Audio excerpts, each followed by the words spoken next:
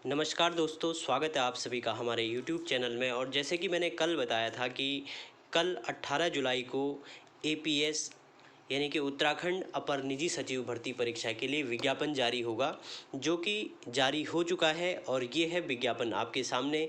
देखते हैं क्या क्या इसमें कंडीशन मांगी गई है, कितने पदों के लिए। ये तो खैर हमने कल ही बात की थी कि 99 पदों के लिए इसमें अधियाचन दिया गया था, तो 99 पदों के सापेक्ष ये विज्ञापन आया है।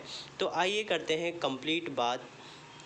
सबसे पहले हम बात करते हैं कि 18 जुलाई को आज को विज्ञापन इसका प्रकाशित हुआ है। और ऑनलाइन आवेदन करने की जो अंतिम तिथि है ये है आपका 7 अगस्त लास्ट डेट है ऑनलाइन एग्ज़ाम फॉर्म सबमिट करने की। और अगर किसी प्रकार का किसी को करेक्शन वगैरह गलत हो गया होगा त्रुटिवश, तो 12 जुलाई तक एक डेट सीमा मिलती है उसको करेक्शन करने की। उसके बाद देखते हैं हम कितने पद हैं, क्या क्या इसके लिए कंडीशन रहने वाली है। जो सबसे मेन चीज़ है इसमें एग्ज़ाम की क्या प्रोसेस है उसके संबंध में बात करेंगे कंप्लीट डिटेल में। सबसे पहले तो हम बात कर लेते हैं कि टोटल 99 पोस्ट के लिए विज्ञापन जारी हुआ है, जिसमें से जनरल की हैं 37। ये जो अपर निजी सचिव का जो पद होगा, ये एक तो सचिवालय में होगा और एक लोक सेवा आयोग का होगा। दो अलग अलग जगह ये भर्ती होगी। तो सबसे पहले बात करते हैं, जो 96 पद हैं ये सचिवालय के हैं और बाकी 3 पद हैं ये लोक सेवा आयोग के हैं। तो टोटल जनरल की बात करेंगे तो 37 पोस्टें आपकी जनरल की सचिवालय के लिए हैं और एक पोस्ट आपकी लोक सेवा आयोग के लिए है। ठीक है, बाकी OBC ST SC के भी रिजर्वेशन पद दिए हुए हैं, कितने कितने पद हैं। इसके बाद हम बात करेंगे, जो इसका मेन सबसे बड़ी बात हो रही थी कि इसके लिए जो एग्ज़ाम प्रोसेस क्या रहेगी। सबसे पहले हम देखेंगे इसमें एग्ज़ामिनेशन की प्रक्रिया। एग्ज़ामिनेशन की जो प्रोसेस है वो है आपका, जो पहले पार्ट में होगा, पहले पार्ट में आपकी होगी टाइपिंग। सबसे पहले आपकी टाइपिंग होगी, जिसमें आपका हिंदी और इंग्लिश दोनों इस बार कंपलसरी है।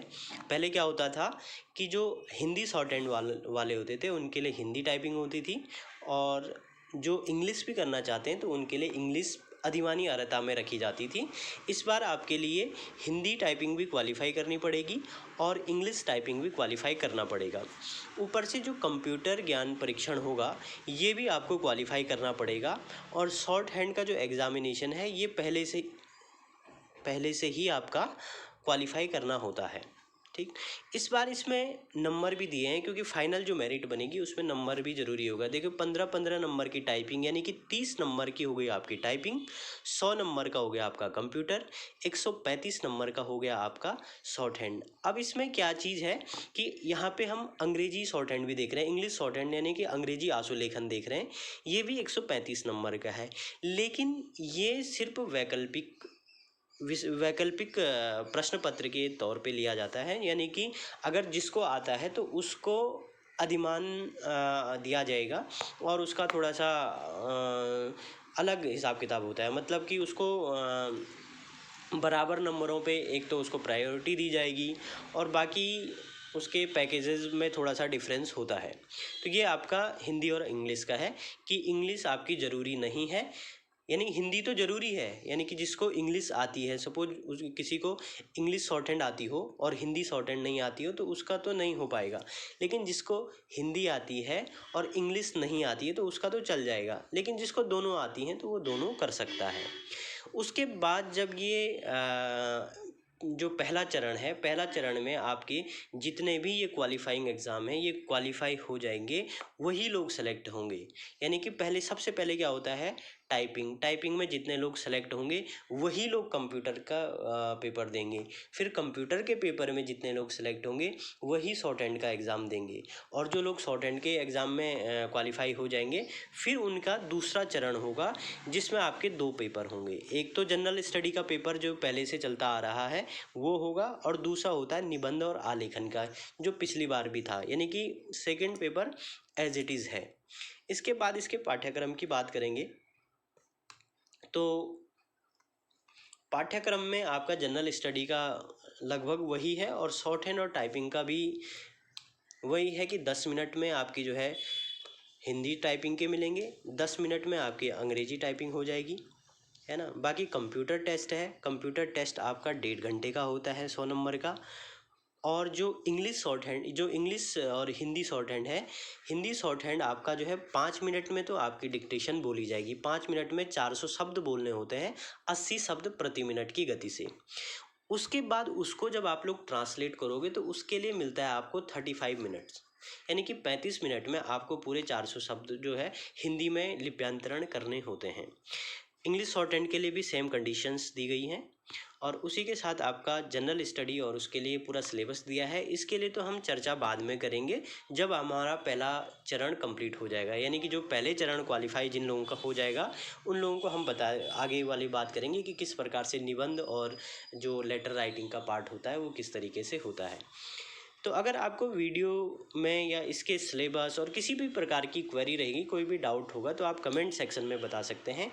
बाकी इसमें एक चीज़ और रह गई थी कि कितनी फ़ीस है इसकी।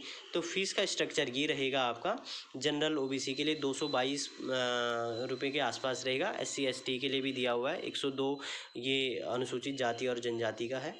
बाकी सबके लिए 222 रुपये है। और जो अनाथ और वो बच्चे हैं उनके लिए ये निःशुल्क रहेगा। ठीक, तो ये था दोस्तों हमारा APS से संबंधित विज्ञापन। पद हमारे हो गए, सिलेबस हमारा डिस्कस हो गया, फॉर्म फ़ी हमारी हो गई, फॉर्म भरने की डेट हमारी हो गई, लगभग सारी चीज़ें हो गई हैं। जो कंप्यूटर वाली बात है, कंप्यूटर सर्टिफिकेट की, जो जिन लोगों को डाउट था, तो इस बार कंप्यूटर सर्टिफिकेट हटा दिया है, उसके संबंध में भी बात कर लेते हैं थोड़ा सा। दोस्तों ये हमारी जो है शैक्षिक अर्हता है। ठीक है, आपके पास विधि द्वारा स्थापित किसी विश्वविद्यालय से स्नातक होना चाहिए, यानी ग्रेजुएशन होना चाहिए कहीं से भी। और परंतु मुख्य परीक्षा में कंप्यूटर ज्ञान संबंधी प्रायोगिक परीक्षा पास करना अनिवार्य है। वही चीज़ है जो कंप्यूटर का 100 नंबर का पेपर है, इसको पास करना अनिवार्य रहेगा, यानी कि ये क्वालिफाइंग नेचर का है। पिछली बार इसकी जगह पे एक सर्टिफिकेट मांगा गया था, इस बार वो हटा करके इसकी जगह पे जो सिर्फ और सिर्फ पेपर लिया जाएगा वो भी क्वालिफाइंग टेस्ट होगा।